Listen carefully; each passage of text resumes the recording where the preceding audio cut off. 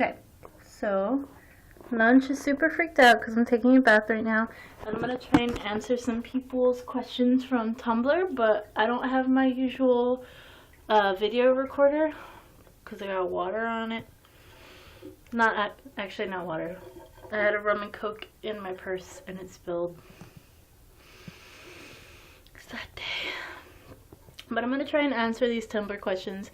I'm not sure if I'm going to be able to do it because I don't know if I'm going to be able to bring up Tumblr on my phone at the same time as video recording, but we'll see. We'll see right now. Okay. I can't do both at once, but it's okay. We'll work it out. We'll work it out. So, sorry, Lunch is so freaking cute. I used a bath bomb, and Lunch is, he's freaked out at baths. Anyway, he cries every time I take a shower. Like when I took a shower earlier today, he was crying the whole time. It's really funny. He's just like, "What are you doing? Why would you do that?" Like that. He's like, "No." Okay, anyway, I'm gonna try and remember each question little by little. The most recent question I got is, "Am I happy right now?" Yeah, I think I'm pretty freaking happy. I'm starting my job tomorrow. I haven't worked since graduation in June, and I'm ready for it. I've been floating, I've been busking. It's been weird, and I'm ready to start a job, but I'm also super anxious about it. So I'm pretty happy. I'm also, you know, in a bath with my cat. I have like a fancy bath bomb. I got some wine right here. I'm pretty freaking happy. Okay. Someone else asked me how the Northwest is so far, and I really like it. But you know, obviously I'm here in the summer, and like people are out and about and doing things, and when I visited in the winter, there like people have not been out and about. So I might not like it, you know, in a few months, but I'm feeling it right now. And I've also been able to be plugged into the queer community, which is pretty cool. I'm making sure it's still recording. And also, someone asked, what is the furthest away from home that I've been? Or like that I grew up in? And I grew up in LA and went to school in Santa Cruz, California, and then now I'm in Portland. So, I think the furthest I've been to New York, I've been to Florida. But what felt the farthest away, I think, is Atlanta. I used to be part of a choir, and we toured over there, and that was the biggest culture shock to me, I think. Atlanta feels very different from where I've grown up, more than like Florida or New York. I think New York, because New York's still like a big city and it's bustling and all that, and like Florida, I was with family, so I guess it didn't feel as far away, but Atlanta felt very different to me. And then what helps me be me? I think it's being goofy. Being surrounded by creative people definitely helps, like supportive creative people.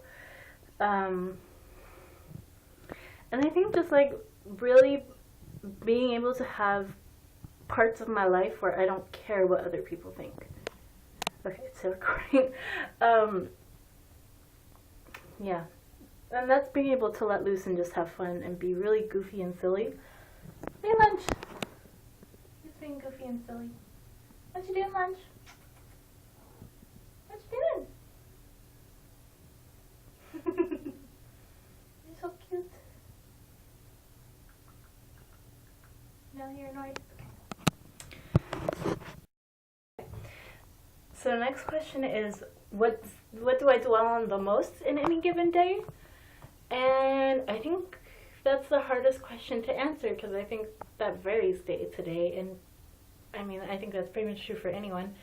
I think a lot about, I guess, my past and what that means for me, because I've had a really weird past, or complicated past, not necessarily weird. And I also think about where I stand in relation to other people, especially with like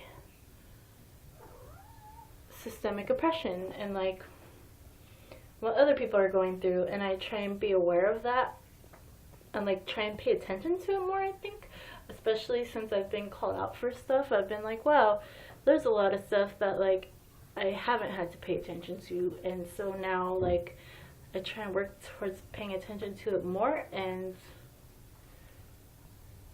that's been an interesting experience. And also asking people more questions. So like I'm interested in people's stories and in people's lives and what they're willing to share with me and what people have shared with me, or like what I overhear people say. I'm really interested in like other people more than myself, I think.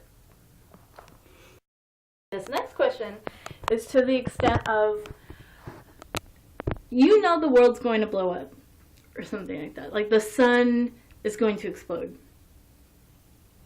And I'm the only one that knows. And there's 30 days until it happens. What do I do? Well, holy shit. First of all, like, how do you raise awareness for that? Like, I think you try and get scientists on your side, because obviously, like, you're probably not going to be the only one who knows. Or, like, if you be like, hey, like, the sun's about to explode, then you can probably tell some scientists to be like, hey, the sun's about to explode, and they'll be like, holy shit, yeah, you're right. And then maybe they can do the dirty work. And like be able to tell people. I think I would tell the people closest to me, and they probably just think I'd gone insane. And then I'd go back home to LA to my family to like be with them, and I'd probably spend a lot of time on the beach with my sister and like, you know, my dad and my mom. Like more than anything, my dad and my mom and my sister. I would definitely want to be with them if I knew that I was going to be dying anytime soon. Like, have you ever seen, well, I guess it was a movie, or read, oh fuck, it's like a really intense post-apocalyptic movie, and they like, there's some people like roasting a baby, and this guy is trying to go with his son and like find the coast because they think that's gonna like solve everything. I forget what that book is called. It was also on Oprah's list, which is pretty interesting. But I think I would go for that approach. Like, just go to the beach. Like, not necessarily that would be like the ultimate solution, but that like it would be beautiful. That would be pretty cool. And maybe I'm just feeling that way because I'm in Portland and I haven't been to the beach all summer and I miss it. Okay, my next question is, what would the name of my autobiography be?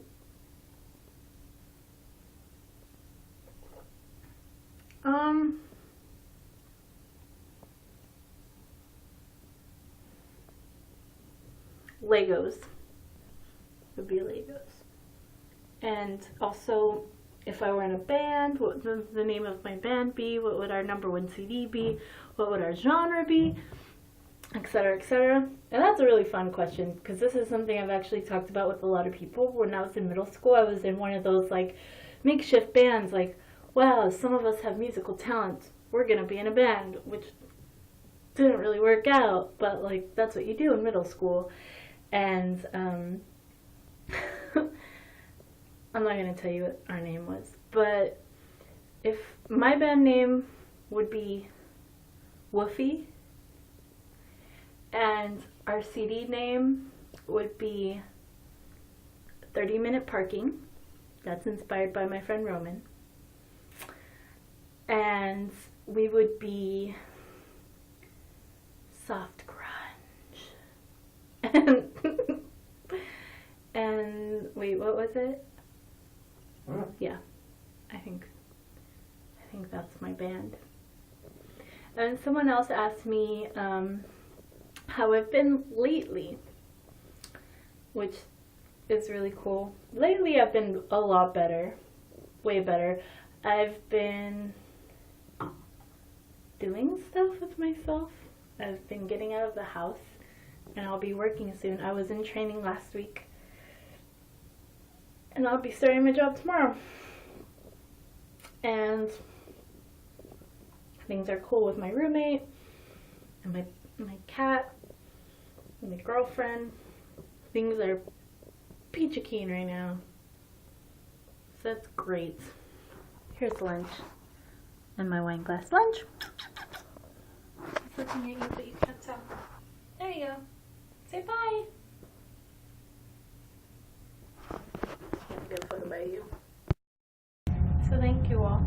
I really like getting questions from you guys. I wish I could leave a non on forever, but hopefully we'll get to the point where I feel good about leaving a non on permanently.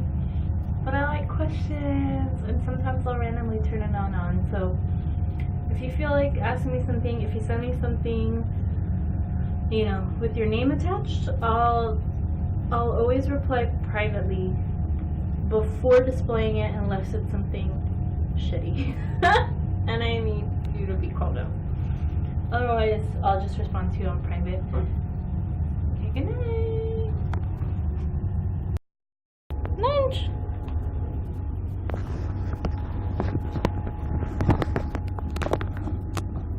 Lunch. What are you doing?